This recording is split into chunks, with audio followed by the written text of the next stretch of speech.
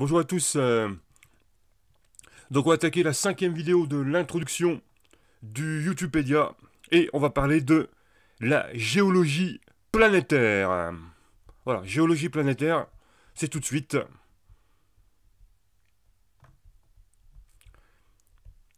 La géologie planétaire, que l'on appelle également l'exogéologie ou l'astrogéologie, est une branche de la planétologie. Alors la planétologie, il y aura une vidéo là-dessus demain,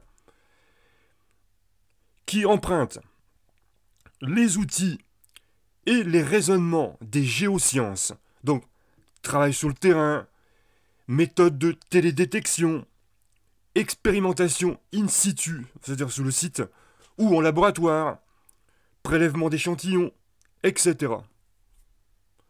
Pour les appliquer aux autres corps solides du système solaire, afin de connaître et de comprendre leur structure, leur composition et leur histoire géologique. Alors, la géologie planétaire a pour domaine d'application les corps solides. Les corps solides.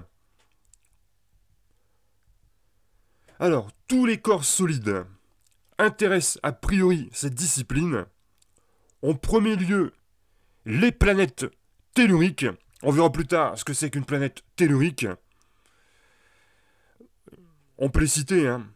Mars, Vénus, Mercure, la Terre aussi, hein, pas passage.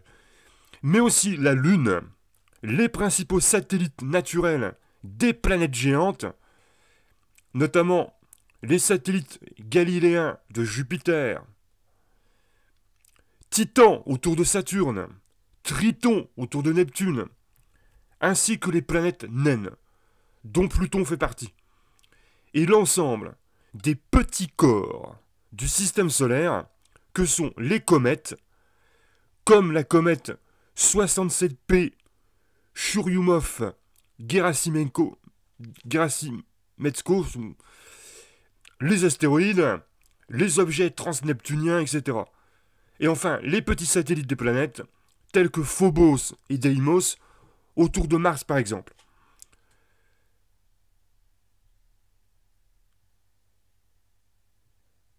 Les planètes... alors souvent apparentés à ces petits corps, ils font également l'objet d'études en géologie planétaire.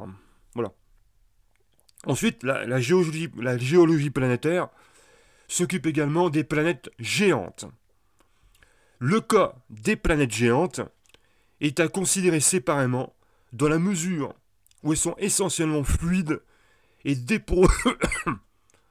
et dépourvues de véritable surface, relevant essentiellement de la physique des hautes pressions, bien que les méthodes d'investigation recoupent bien souvent celles de la géologie planétaire. Paramètres atmosphériques, bilan thermique, champ magnétique, caractérisation chimique, composition isotopique, propriétés diélectriques, etc. Traditionnellement, les observations réalisées par télescope depuis la Terre ou depuis une sonde permettent de cartographier la surface des planètes selon diverses longueurs d'onde.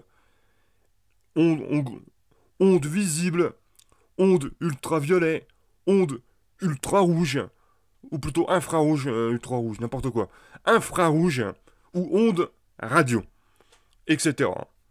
Ces informations sont précieuses car elles permettent une analyse géomorphologique du relief très riche d'enseignements.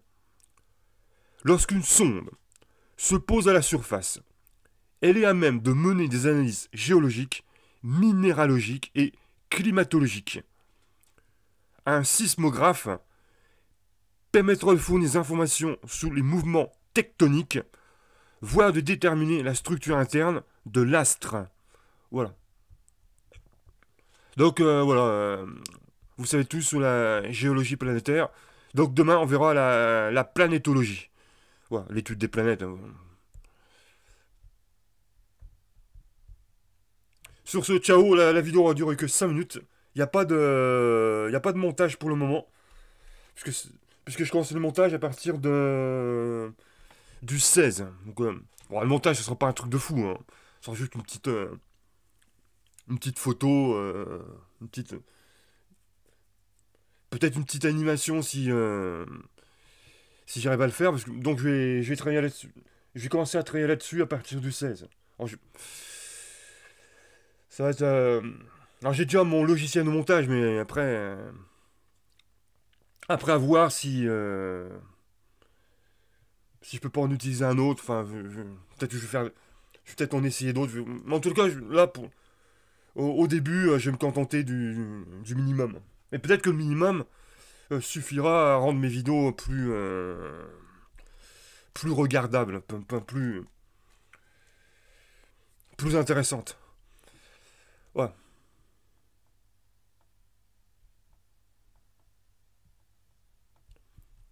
Allez, sur ce, on se retrouve demain avec la planétologie. Et là, on va attaquer le polonais dans quelques instants. Ciao, ciao!